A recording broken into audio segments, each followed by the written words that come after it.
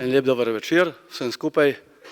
Me je doletela ta čast, da vas pozdravim tukaj v imenu Mestne občine Nova Gorica kot podžupana, kot v vlogi podžupana na današnjem večeru, goriških večerov. In naj povem, ker je tu nekako prvič, kar pozdravljam, moram reči, da sem izjemno vesel in počaščen, da imamo goriške večere v naši sredi, na Goriškem, ker prinašajo v prostor pluralnost in resnico. In tudi tako današnji akteri, obeh gospodov Podberšič, gospa Erika Jazbar in pa gospod Batič, Matic, so vsi eni taki liki, kakor je bil mogoče gospod Virgilij Šček, duhovnik in pa narodni buditelj in Čedermac, ali pa Trinko, kakorkoli se pač imenuje, ti delavci, ki se trudijo za resnico. Tako da sem izjemno počaščen, da so goriški večeri med nami, hkrati seveda tudi Združenje za vrednote slovenske osamosvojitve in pa tudi lani ustanovljen zavod 1539, ki tudi bogati naš prostor. Tako da jaz vam želim en lep večer. Danes bomo spoznali enega velikega človeka, velikega goriškega delavca, ne samo goriškega, celotnega tega primorskega prostora. In samo želim si, da bi znali to, kar so bili prej nekako naši duhovniki, kar je bilo bolj v domeni duhovnikov v naših predhodnih desetletjih ali pa stoletjih, da bi znali to tudi zdaj laiki prenašati naprej na taki podoben način. Gotovo ne bo več toliko znanja oziroma se zmanjšuje tudi populacija vernih ljudi, tudi vera in kultura se nekako omejuje ali pa se zmanjšuje zavedanje, kako je to pomembno. Vendar bomo vendarle mogli vzpostaviti neko zavedanje, znanje in en odnos do naše zgodovine in naših velikih ljudi. Tako da dober večer, dobrodošli in hvala, ker ste prišli in za predstavitev te izjemnega človeka, izjemne knjige in se seveda nadejamo tudi drugega dela, kakor sem seznanjen. Hvala lepa in lep večer.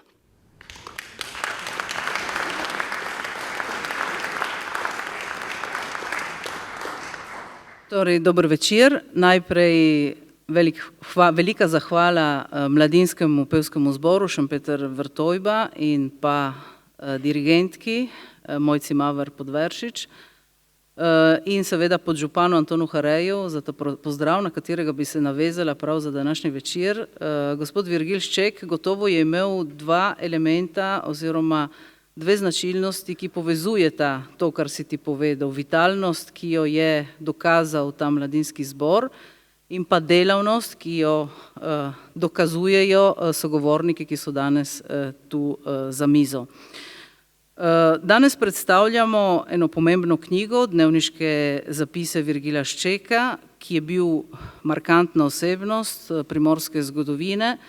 Če njega ne bi bilo, njega in njemu podobnih ne bi bilo v tistem ključnem času naše zgodovine, verjetno nas tukaj ne bi bilo, in če bi bili, ne bi govorili v slovenskem jeziku. Bil je duhovnik, organizator, politik, v eni besedi narodni buditelj, tudi kot se je nekoč temu pravilo. Po izvoru je bil z vipavske krvi, rojen pa je bil v Trstu, v Rojanu. To je rajon, ki še premore slovensko mašo, je mestni rajon. slovenske populacije pa tam dejansko skoraj da ni, vsaj ne več tiste zavedne. Ko zapreš šolo, potem je en domino in zgubiš tudi ljudi in tako je tudi z Rojanom. Sicer ima še lepo skupino ljudi, ki vztrajajo pri tem slovenstvu v Marijinem domu še posebej. Deloval pa je Virgil Šček na raznih koncih Primorske in tudi v Gorici. Njegovo delovanje je tudi neposredno povezano z Goriško Mohorjevo družbo, ki je izdala to pomembno knjigo. Dnevniški zapisi segajo v tem prvem delu od leta 1909 do leta 1933 in torej, če imate te dve obletnici, tisto obdobje, ki je bilo vmes, je bilo zares pomembno, zgoščeno in tudi tragično v naši zgodovini. V drugem delu pa, ki ga današnji protagonisti obljubljajo za naslednje leto, pa sega do njegove smrti. Virgil Šček je umrl potem po vojni, nekaj let po vojni, leta 1948. To knjigo so omogočili v treh. Monsignor Podbersič najprej, ker je on že daleč nazaj se je začela ta zgodba s prepisovanjem teh dnevniških zapisov, ampak o tem nam bo potem on sam povedal, kako je to bilo. In pa dva urednika te knjige, ker gre za znanstveno izdajo teh dnevniških zapisov, ki ima 1200 opomb. Ampak ne se ustrašiti, teh 1200 opomb ni zato, da bi obtežili tekst, ampak da bi omogočili lažje branje temu tekstu. Zato, da nekdo, ki ni zgodovinar, ki ne pozna tako podtankosti tega obdobja, osebnosti in tako dalje, tudi jezikov, ker dnevnik je napisan v več jezikih, da lahko prebere in uživa ob teh podatkih in vsem tem, kar nastopa v tej knjigi. Ob opombah pa je tudi zelo poglobljena uvodna študija o tem, kdo je bil Virgil Šček in kakšen je njegov pomen za naš prostor in za tista desetletja naše zgodovine. Sedaj, kot rečeno, vse se je začelo pri monsignorju Renatu Podbersiču, ki je predsednik Goriške Mohorjeve družbe, ki nam bo povedal, kako se je srečal s temi teksti in kako se je začela ta zgodba. Kako se je potem nadaljevalo tudi preganjanje ostalih dveh, da bi šlo, ne? Lep večer vsem skupaj, pozdrav tudi od Goriške Mohorjeve družbe, ki letos obhaja stoletnico svojega obstoja. Je ena od treh Mohorjevih družb, kot veste, ustanovil jo je v Celovcu škof Anton Martin Slomšek leta 1851, potem od tam zaradi vojnih razmer je bila ukinjena v Celovcu, je prešla potem kasneje v Celje, kjer je še sedaj, v Celovcu je tudi še, in vmes smo pred prvo svetovno vojno prišli tudi Primorci. Prišla je ta Mohorjeva družba v Gorico zaradi tega, ker so bile meje zaprte, število Mohorjanov je bilo naročnikov na Mohorjeve knjige veliko, že pred prvo svetovno vojno, govorimo o številu 16.697 članov, kar ni malo za tisti čas, in potem je se začelo njeno delovanje do današnjega dneva. Da gremo kar k našemu velikemu možu Virgilu Ščeku. Jaz sem se z njim seznanil najprej na srednjeverski šoli v malem semenišču v Vipavi kot dijak 58-62, kjer smo imeli profesorja slovenščine dr. Antona Požarja, ki je bil prijatelj Ščekov in sicer je bil tudi nekaj časa pred drugo vojno in med drugo vojno župnik v Lokvi pri Divači in pri njem je bil in živel Šček. In on je prišel do Paberkov, to je 14 zvezkov, debelih po 200 strani, kamor je zapisoval ta Virgil Šček, duhovnik, politik, kulturnik, vse, kar je živega, tako rekoč. Je zapisoval dopise z raznimi osebnostmi, jih je imel po celi Evropi zelo veliko, potem srečanja z raznimi politiki, od 21 do 23 je bil v italijanskem parlamentu, vedno nam je pripovedoval, kasneje tudi Leopold Jurca, ko sem bil kaplan v Kopru v 70 letih, 70 do 73, kako je Mussolini, s katerim sta bila v italijanskem parlamentu istočasno, preden je prevzel oblast Mussolini in potem je nastopil fašizem, označil Virgila Ščeka kot edinega pametnega v italijanskem parlamentu, vsi drugi, da so osli. Tako je poročal ta veliki, recimo, Šček je povedal temu tudi Leopoldu Jurcu. No, in ko sem se tam seznanil s tem možem, seveda nisem bil toliko ogret za njega, ker si mlad, te ne več kot toliko zanimajo stvari, ampak sem vedel, da je. Potem se je to nadaljevalo v Kopru in ko sem prišel za generalnega vikarja v Koper od leta 87 naprej do 2000, sem pa imel te zvezke v rokah. Namreč pokojni dr. Anton Požar pred svojo smrtjo je te zvezke, ki mu jih je podarila ali zaupala sestra Virgila Ščeka, Breda Šček, ki je bila tudi skladateljica cerkvenih pesmi, je on to potem izročil Škofijskemu arhivu v Kopru, kjer se tudi sedaj nahajajo. In tam sem začel brskati po teh zvezkih, navdušen nad vsebino in to, ampak dnevniški zapisi so razpršeni po vseh 14 zvezkih, niso enota. Sem začel počasi z mislijo, da bi kdaj v prihodnje to lahko izdali, spravljati na računalnik in tako je bilo enih 622 izpisov narejenih do takrat. Manjkala je še skoraj 1/3. Potem sem prišel na Goriško, leta 13 v zamejstvo tukaj in 14 sem postal predsednik Mohorjeve družbe v Gorici na prošnjo gospoda Oskarja Simčiča, ki je bil do takrat 22 let ravnatelj ali predsednik Goriške Mohorjeve družbe.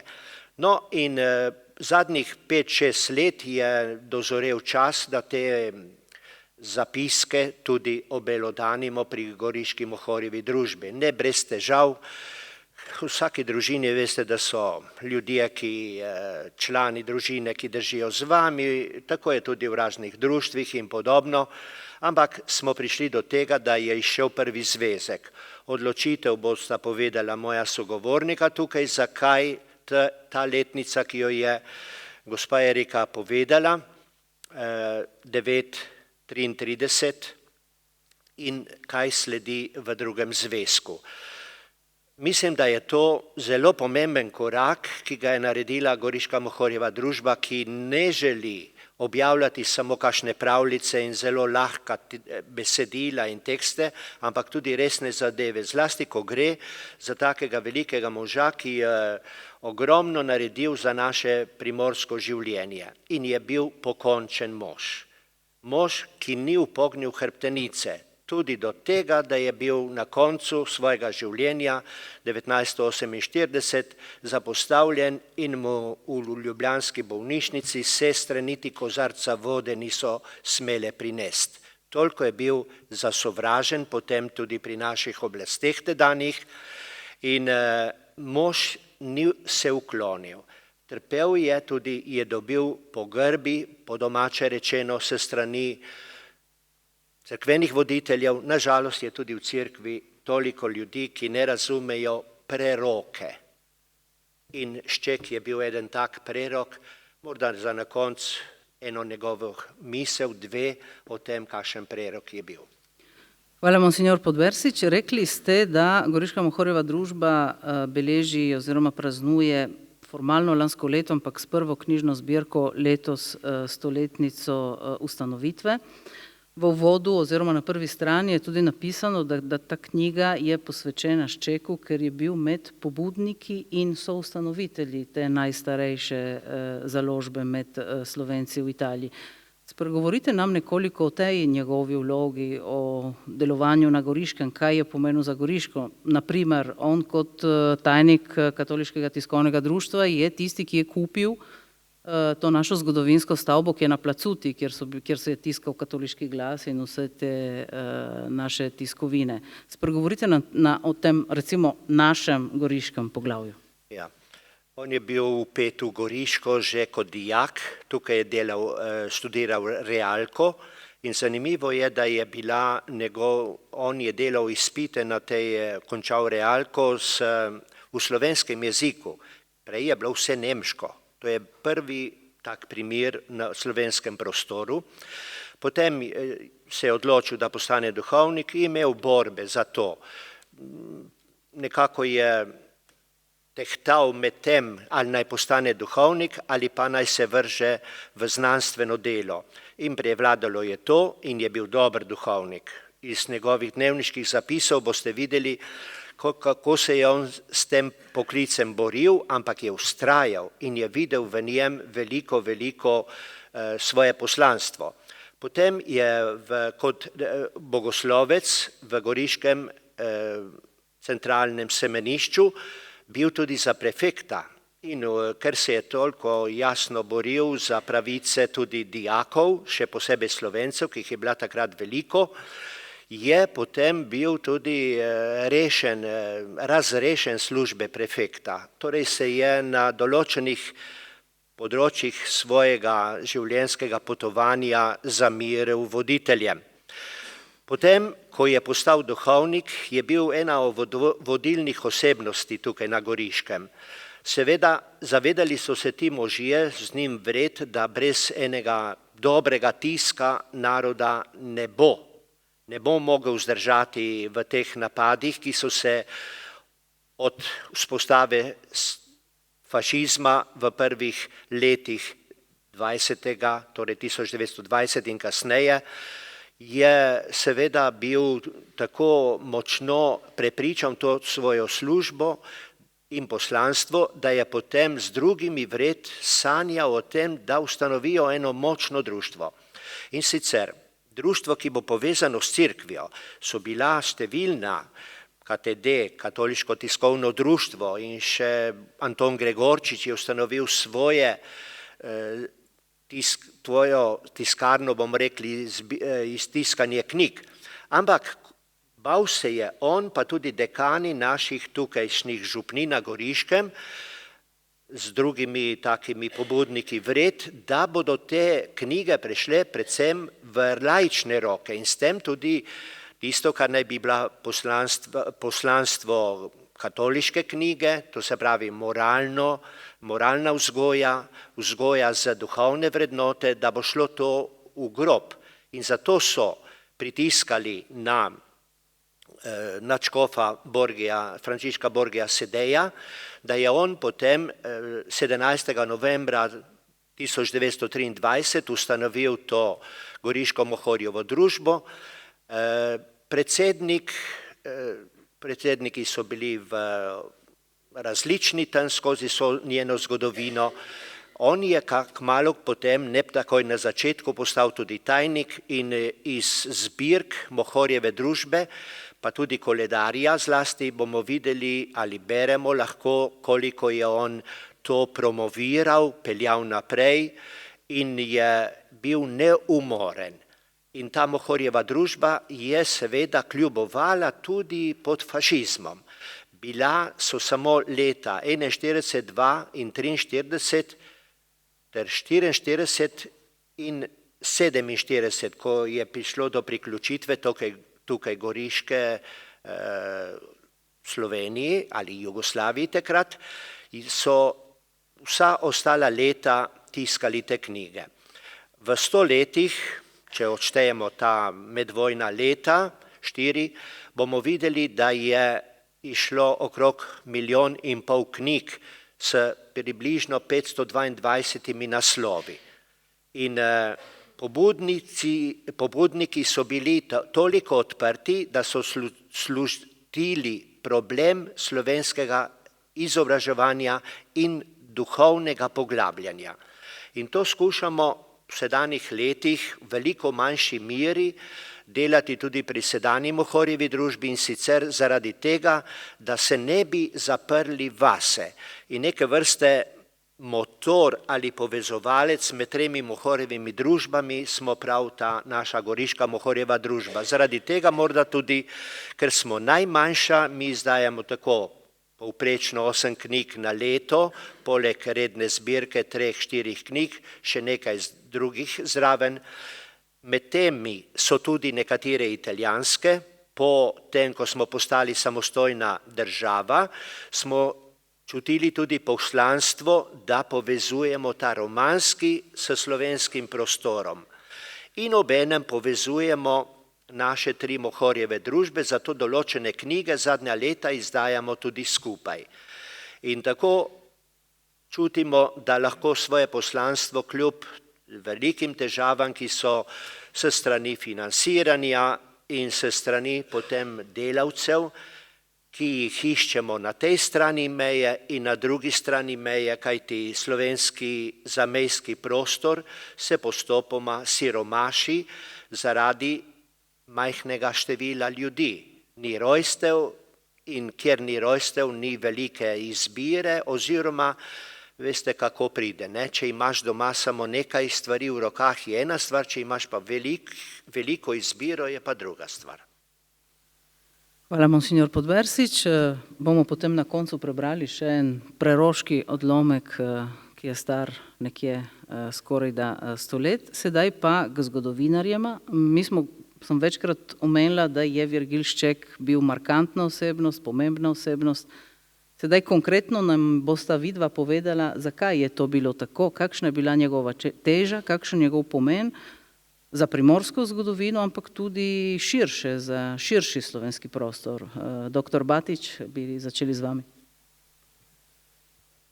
Ja, hvala za vprašanje. Mogoče bi se malo navezal na to, kar si prej rekla, glede njegovega pomena za Goriško. Ne? Ker, kot je bilo že rečeno, gotovo Šček je ogromno naredil za Goriško, se mi zdi pa potrebno tudi izpostaviti, da je tudi Goriška veliko naredila za njega, ne? Se pravi za Ščeka. To, da je odraščal v Gorici, ker so bile razmere precej drugačne kot v Trstu, ker je bila slovenska prisotnost bistveno močnejša, ker se je lahko tudi javno izrazila na nek drugačen način kot v Trstu, je nanj in na njegovo odraščanje po moje brez dvoma imelo kar precejšen vpliv. Tudi v enem svojih zapisov je zelo jasno napisal, mislim, da v smislu šele v Gorici sem začel dihati slovenski zrak. Ne. Tako da to bi najprej izpostavil. Zdaj, glede njegovega pomena in njegove vloge, mogoče je smiselno najprej reči to, da mislim, da Šček bi v vsakem primeru, se pravi v vsakem zgodovinskem kontekstu, v katerem bi bil, s svojo osebnostjo, da bi gotovo imel neko pomembno vlogo. Bil je namreč izjemno inteligenten, izjemno delaven, izjemno konec koncev tudi pokončen, lahko bi rekli mogoče celo trmast človek.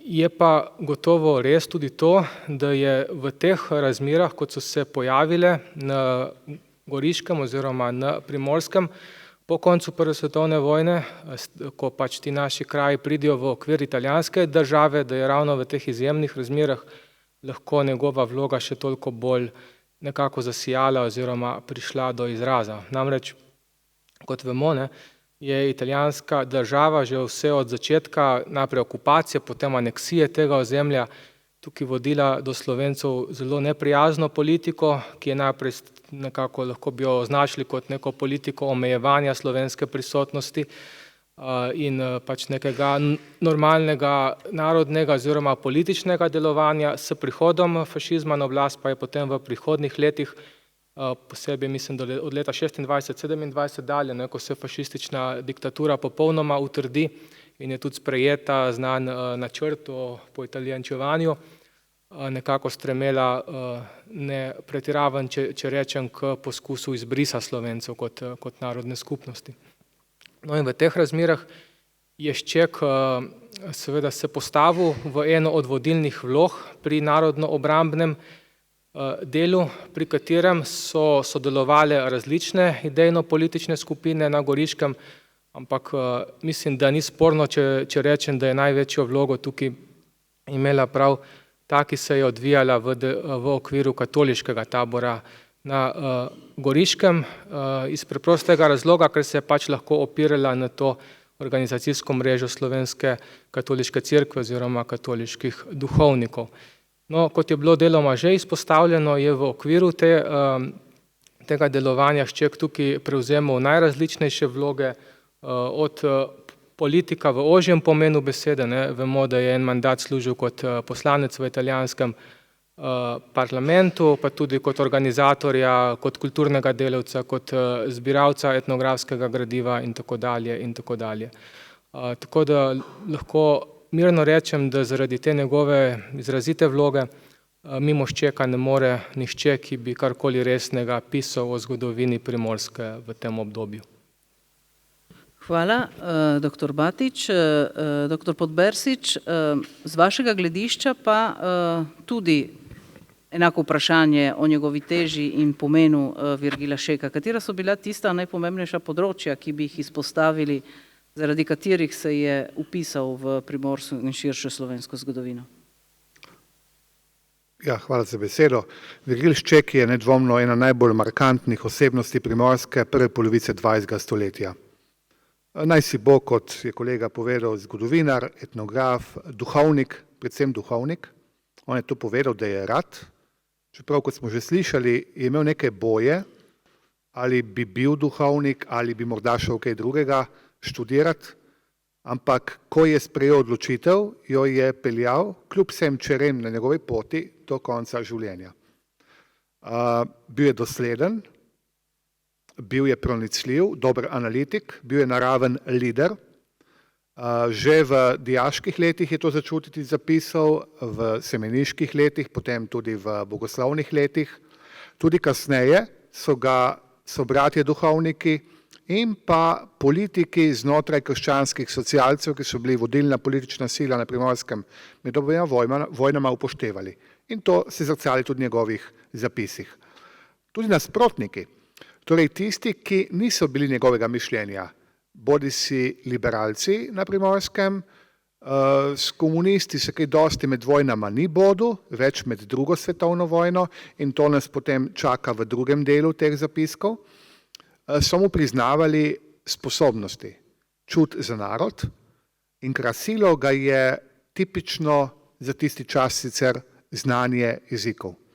Znanje vseh potrebnih jezikov, ki so oblikovali primorskega intelektualca, v tem primeru slovenskega rodu, ki je živel razpet med Trstom in Gorico in ljubljenim Krasom. Kras mu je bil zelo pri srcu, tam tudi veliko časa preživel, deloval.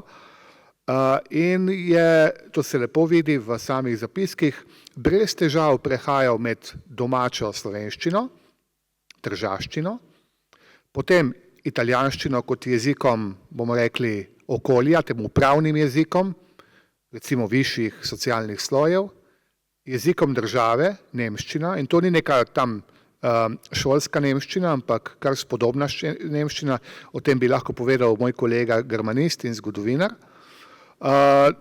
Latinščina, ne pozabiti, da je Šček se šolal v centralnem bogoslovnem semenišču v Gorici, ki je bil zametek Goriške univerze, pravzaprav edina fakulteta, ki jo je Gorica dobila pred več kot 200 leti in je bila temelj oziroma zametek univerzitetnega izobraževanja v Gorici, na Goriškem. Multikulturni prostor, multinarodni prostor, večjezičen prostor, kjer pa so predavanja in izpiti potekali v latinščini. In tudi sta njegovo poznavanje latinščine, ki presega današnjo srednješolsko raven, z navajanjem svetopisemskih odlomkov, z raznih, bomo rekli, besedil, ki imajo pedagoški element, je pokazal, da je velik intelektualec. Tako da Šček je lahko ga imel človek rad ali ne, to velja tudi za današnji čas. Verjetno, ko presojamo z današnjega gledišča, bi se z nekaterimi njegovimi izbirami zlasti potem v 30-ih, poznih 30-ih, 40-ih ne strinjali, ampak dejstvo je, da je bil pravi človek ob pravem času na pravem mestu. In vse detajle, ki smo jih zdaj poskušali uvodoma že predstaviti, se najlepše zrcalijo v teh njegovih dnevniških zapisih, bodisi krajših, bodisi daljših, ki ga kažejo kot vrhunskega intelektualca.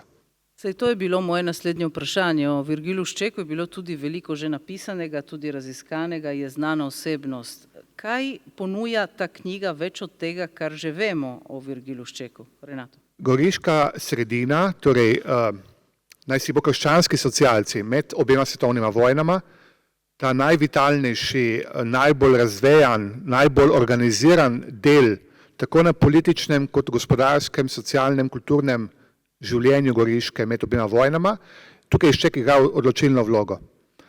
Med drugo svetovno vojno ga najdemo v goriški sredini, po domače rečeno, tistimi, ki niso hoteli iti ne z partizani in ne z domobranci, ampak tako zelo laično za ljudi rečeno. Tukaj je igral pomembno vlogo, dopisoval vsemi protagonisti tistega časa. Torej, da je človek ob vsem tem še pisal dnevniške zapiske, kjer se je, upam si reči, se je prosto izražal. Veste, to je v bistvu skriti zaklad, neke vrste časovna kapsula.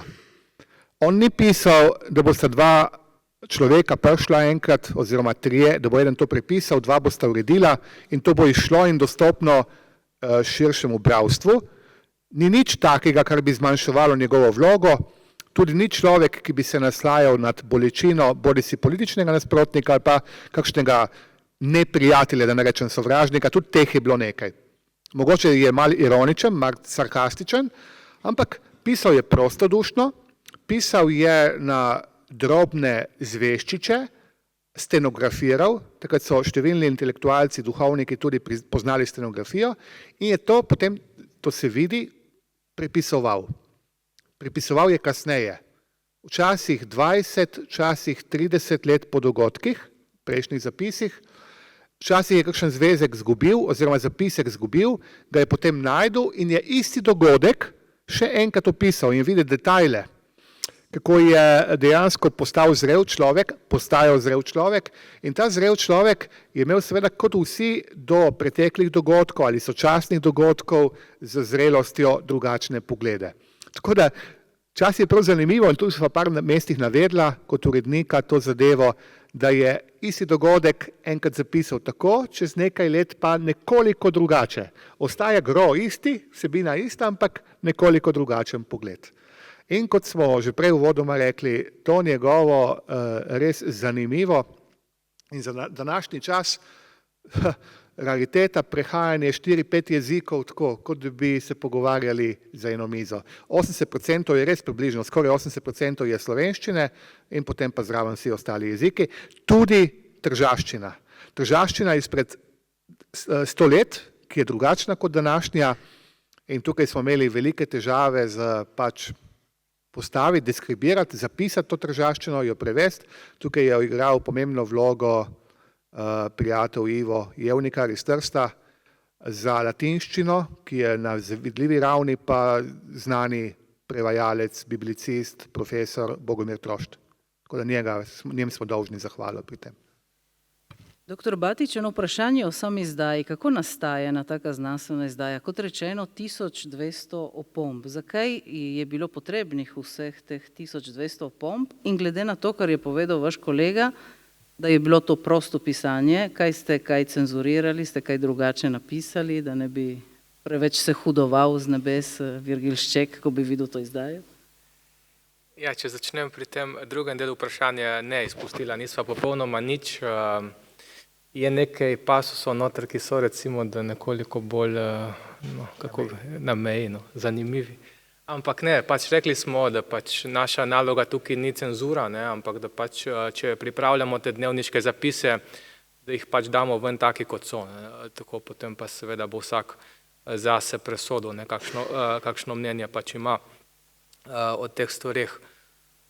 Zdaj, kar se tiče glede priprave same izdaje, je tako, da je v bistvu veliko že bilo povedano o tem.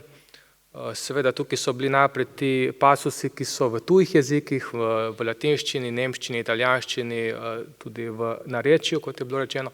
Tako da te pasuse je bilo seveda potrebno najprej prevesti v slovenščino, da so sploh razumljivi za današnjega povprečnega bralca. To je en del teh opomb, potem drugi velik del teh opomb so številne osebnosti, ki nastopajo v rokopisu. Namreč v rokopisu se pojavlja dobesedno na stotine ljudi, ki jih je Šček poznal oziroma na tak ali drugačen način prišel v stik z njimi, bodi si privatno, bodi si službeno oziroma pač po svoji uradni dolžnosti. Številne od teh osebnosti so seveda nekoliko bolj znane, vsaj za poznavalce tega obdobja, številni pa so tako obskurni, da v bistvu bi si rekel, da tudi večina zgodovinarjev jih ne pozna. Tako da je bilo tukaj potrebno večkrat kar precej dela, da smo jih lahko nekako identificirali. Tukaj si mislim, da posebno pohvalo res zasluži Renato, ki je pokazal izjemno vztrajnost pri iskanju teh pogosto danes popolnoma neznanih duhovnikov, politikov, italijanskih uradnikov in tako dalje in tako dalje. No, kot sem na prvi predstavitvi že rekel, malo za šalo, malo za res, ampak mislim, da je zdaj dejansko med največjimi strokovnjaki za italijanske državne sekretarje in podtajnike v prvi polovici 20. let, tako da si glede tega lahko res zasluži pohvalo. Potem so pa seveda še razne druge stvari, ki jih je bilo recimo za lažjo orientacijo nestrokovnjaka ravno tako potrebno omeniti, ne vem, recimo razni dogodki, ki jih omenja, potem, ne vem, narečni izrazi, ki se pojavljajo, ali pa recimo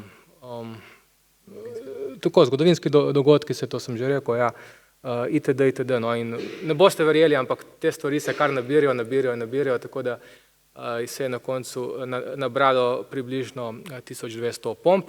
Zdaj, kar se znanstvene izdaje tiče, pa bi mogoče opozoril še na to, da te opombe niso vse, kar pač dela znanstveno izdajo, ampak sva pripravlja tudi recimo kar obsežno spremno študijo, ki Ščeka nekako umešča v te dani čas in prostor, in sicer je ta študija sestavljena iz 3 delov. Prva je nekako Ščekov življenjepis, potem drugi del je poskus umestitve Ščeka kot osebnosti njegovega delovanja v tedajni katoliški politični tabor, kot je deloval na Slovenskem, in zadnji del je potem tukaj še predstavitev samega vira, se pravi, kako je ta vir ohranjen, kje se nahaja, kakšne so njegove značilnosti in tako dalje, tako da nekako vse to skupaj, kar sem zdaj na kratko orisal, predstavlja ta znanstveni aparat, zaradi katerega lahko rečemo, da je znanstvena izdaja, ampak kot se tudi že ti izpostavlja, to ni zdaj nekako v smislu, da bi se ljudje ustrašili, oziroma da je zdaj to nekaj tako zahtevnega, ampak dejansko služi lažjemu razumevanju besedil. Renato, bi kaj Morda bi pri tem dali še to, da celoten zvezek oziroma zvezki, 14 zvezkov je v rokopisu. Dokaj lepo berljivem, ampak sam si tega ne bi upal privoščiti sam delati. Tukaj imam srečo, da sva z Maticem sodelavca in tudi prijatelja osebno in da sva kar nekaj ur preživela skupaj, ko sva primerjala, gledala, dešifrirala besede, se vzpodbujala, mestoma sva bila pa že, veste, prav včasih, ko človek pade noter, to je kot droga.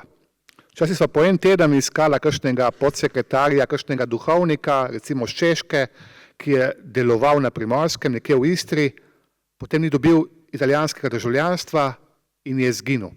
Ga ni bilo. Tukaj smo tudi kontaktirali Tržaški arhiv, pa arhiv na Reki, arhiv na otoku Krku, arhiv v Senju, v Ljubljani, v Mariboru. A veste, ta primorski prostor se je v 20. stoletju tako spreminjal, ljudje so prihajali, odhajali. Šček je bil izrazit človek interakcije, ogromnih stikov.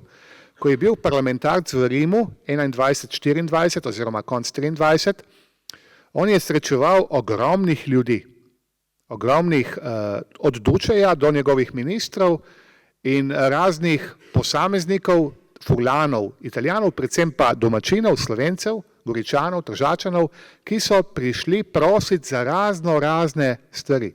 In on nikoli ni odrekel pomoči. Zdaj, da sva to naredila, bi rekel, kot znanstveno-kritična izdaja, pomeni, da gre za viren prepis in opombe, ki to vse pojasnjujejo. To je bilo povedano. Ampak tukaj bi dodal pa še eno stvar.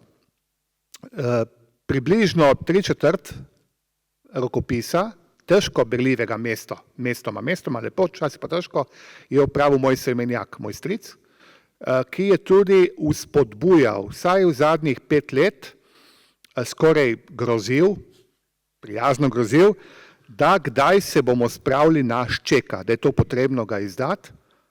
In danes je dejansko knjiga pred nami in s skupnim sodelovanjem mislim, da je ena lepa zadeva, ki pa je presekana. Če bi šli objaviti celotno besedilo od leta 1909, torej od prvih zapiskov do 1946, ko so zadnji, 2 leti pred smrtjo, bi bilo preveč za eno knjigo, tako da so se urednika odločila, da na dobri polovici presekamo z letom 1933 in potem, če Bog da in če bo zdravje, drugo leto bo išlo od 1934 do njegove smrti. Ampak mislim, da več kot polovica je pa že pod streho. Hvala, Renato. Sedaj, da malo popestrimo, ja, da ne bo samo zgodovina, bomo potem še eno vprašanje za vsakega. Bi prosila spet mladinski zbor, Šempeter Vrtojba in dirigentko Mojco Maver Podbersič. Ko mladina hodi gor, samo eno pojasnilo take splošne narave.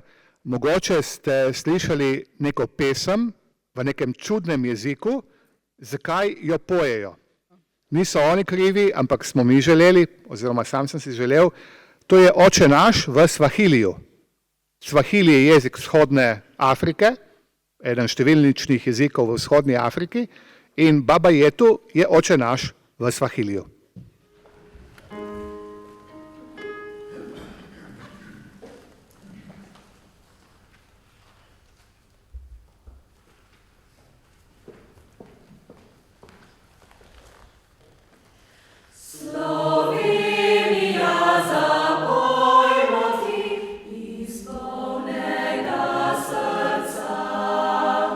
Najprej sem naša zadovoljna.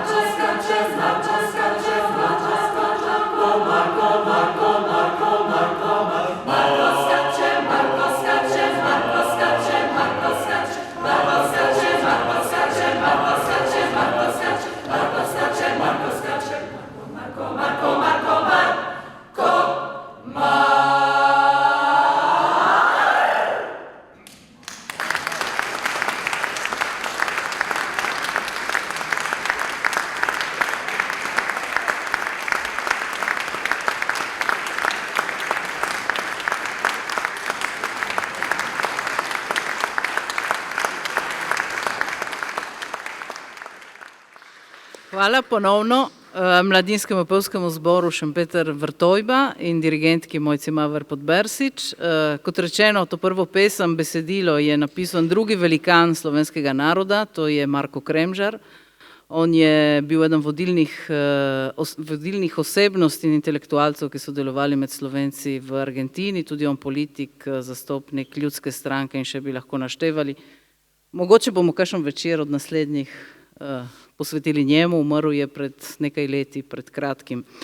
Zdaj še zadnje vprašanje za oba urednika te pomembne knjige, in sicer bi začela z Maticem.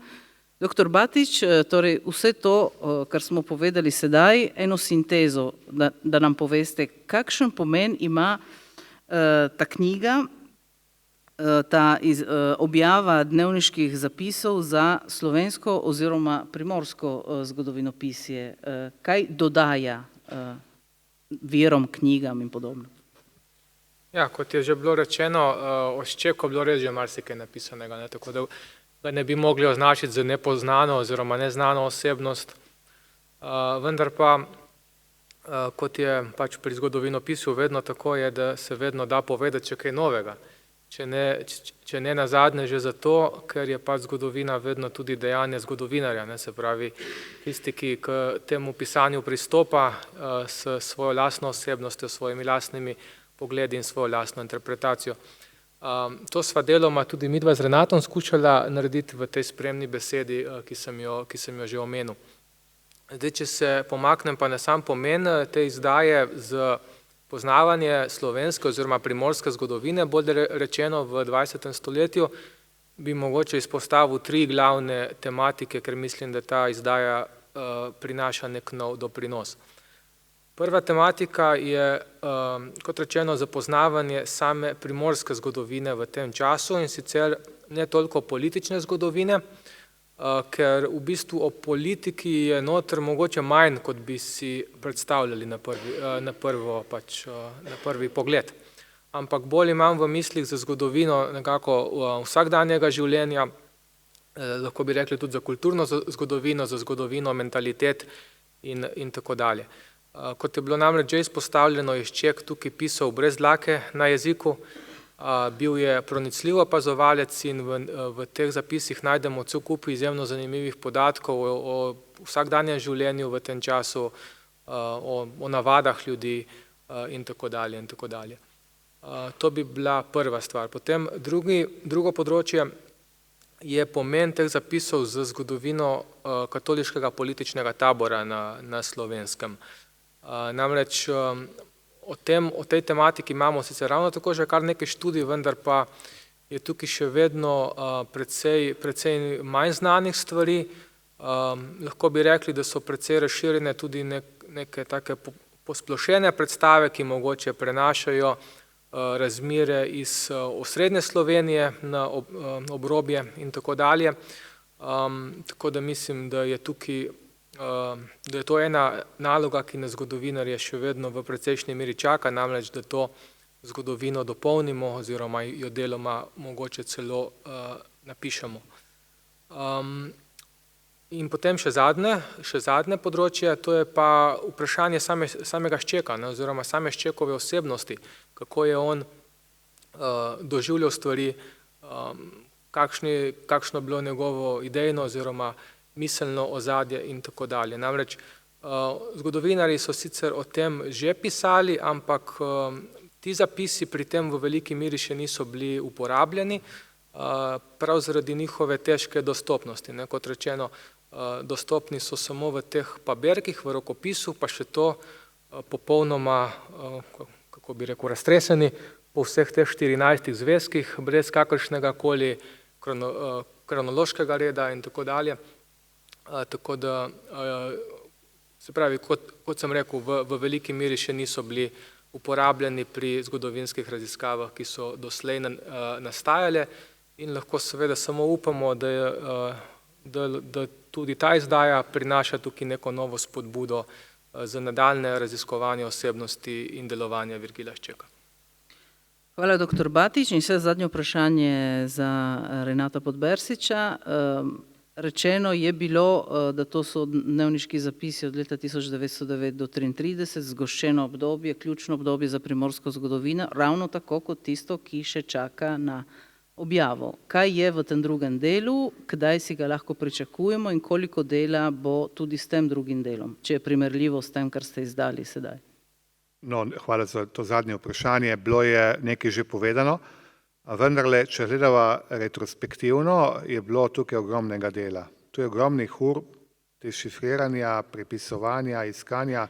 Še enkrat naj povem, in tukaj sem hvaležen svojemu soimenjaku, da nas je spodbujal stalno in tudi že prepisal večinoma teh zapiskov, pol sva jih še redigirala, šla skozi, primerjala, ene stvari so bile neločljivo zapisane strani Ščeka samega in tam sva pač urednika napisala, da je stvar nečitljiva, ker se mestoma tudi enih stvari, besed ne da prebrati. Torej, kaj nas čaka? Čaka nas od 34 do 46, podoben način, kronološki pogled, ki je v veliki meri, ne pa ves, že prepisan. Lotila se bo, oziroma miselno so se ga že lotila, fizično še ne.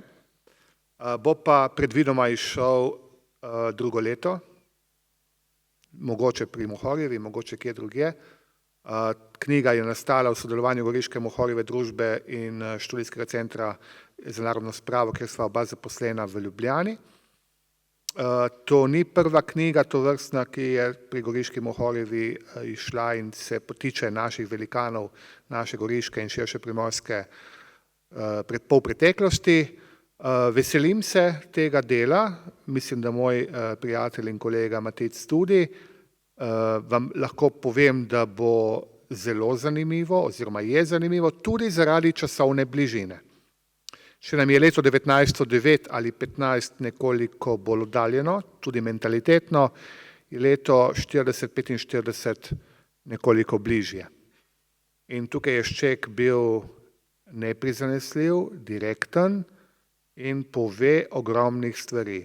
Tako da ne bi rad delal reklamo za goloba, ki je še na strehi. Rajši imamo vrat. Ja, tako da je, ta del je zanimiv, tisti drugi bo pa prav zaradi bližine in tudi zaradi politične sporočilnosti morda še bolj, je pa približno že več kot polovica dela opravljenega, torej manjši del nas pa čaka in nekako sva si zadala cilj, ne Matic, da če Bog da drugo leto, leto in pol, torej drugo leto jeseni, da bi dnevniški zapiski Virgilija Ščeka 34, 48 oziroma 46 išli v knjižni obliki. Zadnji zapisi segajo v leto 46, čeprav živel je potem še nekoliko dlje. Drugače pa ja, kot je Renato povedal, tukaj mislim, da je to realno, ne? Glede na izkušnje, ki sva že jih nabrala pri tem urejanju, tudi glede na to, da mislim, da je ta drugi del mogoče nekoliko lažji za urejanje, namreč v tem prvem delu je precej zapiskov, ki so tako zelo rudimentarni, hkrati pa polni podatkov, ne, v smislu ogromno naštevanja ljudi, stikov z njimi in tako dalje, medtem ko so drugi bolj, recimo temu bolj pripovedni, no, vsaj večinoma, oziroma bolj povedni. Je pa seveda to obdobje, ki je izjemno kompleksno obdobje druge svetovne vojne na Primorskem, tako da poleg opomb je seveda potrebno tudi tukaj neka obsežna oziroma ravno tako kompleksna spremna študija, ki jo bo treba ravno tako pripraviti. Hvala in če se ne boste držala terminov, je tukaj predsednik Mohorjeve, ki bo preganjal, ne kot je doslej. In smo obljubili, da naš večer danes nekoliko drugačen, bolj zgodovinski, bolj prav striktno zgodovinski, zaključimo z enim citatom iz knjige, preroškim citatom Virgilija Ščeka, ki sega v leto? Različno. 3 misli bom povedal. Ena mi je nastala zdaj, ko sta dva govorila, in sicer ene take misli, ki so za zabavo. Šček je veliki ironik, če hočete, ima morje takih lepih, zajedljivih časih misli, ampak zelo zanimivih. O denarju. Kaj je napisal o denarju? Denar je lahko zaješ, poješ, ne, zapiješ, zakadiš, zasladkaš, zarajžaš, zababiš. Duhovito, ne? Se navežem pa malo bolj na resne zadeve in sicer predzadnja pesem, ki nam je pevski zbor Šempeter Vrtojba zapel, je govorila o svobodi slovenskega naroda. Kaj je on napisal, ko je bil duhovnik, seveda že? Boj slovenskega oziroma primorskega naroda. Ni čudno, da se naš narod tako trese, če premislimo vse trpljenje, ki ga trpi skozi stoletja in stoletja. Medtem ko so se drugi narodi v minulih stoletjih borili za premoč in prvenstvo, za kraljevske krone in prestole, je stal naš narod na braniku vire in kulture. Medtem ko so velmožje in vladarji tratili čas v razkošnih dvoranah in delali spletke, je naš narod izpostavljal svoje junaške prsi Turkom in je z mrcvarjen prelival kri za križ častni in svobodo zlato. Tako na bojišču, a doma? Matere so umirale od bede in žalosti. Prešuštni Turek mu je onečastil žene, hčire in sestre, mlajše fante pa je odpeljeval v janičarje. To delo je bilo junaško, kakršnega ne pozna svet, a to nalogo je narod izvršil tako, da so ga imenovali papeži predzidje krščanstva, predzidje kulture ali latinsko antemurale Christianitatis. Naš narod je končno zmagal nad turškim polmesecem. Ta misel jo prenesimo v sedanje čase in kaj nam narekuje. Ampak Šček je bil tudi prerok. Se ni imel za preroka, ampak je en preroški pogled, ki ni najbolj svetel, ampak nam lahko pomaga, da se malo prebudimo. Prva taka napoved, ki jo je dal, se nanaša na virsko stran življenja. Uvidevam, to so njegove besede, propadanje krščanstva. Ni nauka. Pri tej ugotovitvi se naš zgodovinski spomin pomakne v čase fašizma in komunizma, ko se je dotedaj dokaj močan verski pouk, katerega nosilci so bile družine, močna katoliška združenja in organizacije, začel krhati. Danes, po 80 letih tega procesa, že krepko čutimo njegove posledice. Laična družba z zanikanjem krščanskih duhovnih vrednot je tudi pri nas na pohodu. Preroška beseda izpred 100 let. In druga napoved zveni takole. Potem bo prišlo še drugo, bela kuga. Danes je ta kuga v krogih aristokracije, deloma uradnikov, piše. Ni mogoče, da bo ostala omejena, razširila se bo in potem religio depopulata. Zapravi raznarodovalna vira ali naroda ne bo. Masovni katolicizem bo na tleh, to doživljamo danes, ne? Ubogi duhovniki takrat, še več, ubogi narod. Ne smemo pozabiti, da je prav v času Ščekovega kaplanovanja, računajte, to je bilo okrog pred 20 letom, ne, začel proces demografskega upadanja slovenskega naroda, ki še traja in mu ni videti konca. Nanj je preprosto opozarjal veliki in istočasno skromni vrdeljski ali svetoivanski kaplan Virgil Šček. Bil je kaplan takrat pri svetem Ivanu v Trstu. Hvala za te besede in s temi besedami Virgila Ščeka bomo tudi zaključili naš večer. Hvala sogovornikom za današnji večer, seveda za to knjigo in za vas trud, ki so ga vložili v to izdajo. Zahvaljujem se seveda tudi zboru, ki je obogatil naše srečanje, ga nekoliko popestril, ker je bilo veliko take zgodovine prav striktne zgodovine, ne tiste, ki smo navajeni, recimo bolj aktualno politične. Napovedujem tudi naslednji večer, ki bo bližji današnjemu času, zelo aktualen in bo posvečen zdravstvu. Naša gosta bosta Tina Bregant in pa Konrad Kuštrin. Večer bo 18. aprila, torej čez približno mesec, ob 8. zvečer, ker takrat se bo že menjala ura, bomo imeli že novo uro. In to, kar moram še voščiti vsem prisotnim, je blagoslovljene velikonočne praznike in se vidimo v aprilu ponovno v tem kraju. Hvala. Knjige seveda so na razpolago, če hoče kdo jih nabaviti, jih kupiti. Tukaj so avtori, ki jih lahko podpišejo in še enkrat lep večer naprej. Hvala.